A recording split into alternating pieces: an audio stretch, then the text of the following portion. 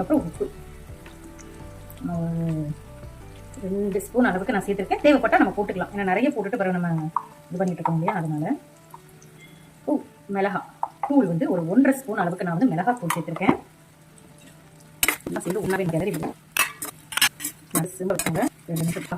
Already நம்ம boil பண்ணி எடுக்கணும், ஸ்டீம் பண்ணி எடுக்கணும். அதனால ரொம்ப போட்டு நம்ம ரொம்ப போட்டு எண்ணெய் இருக்கு இல்லையா, எண்ணெய் அந்த மசாலா இதோட நல்லா விடணும்.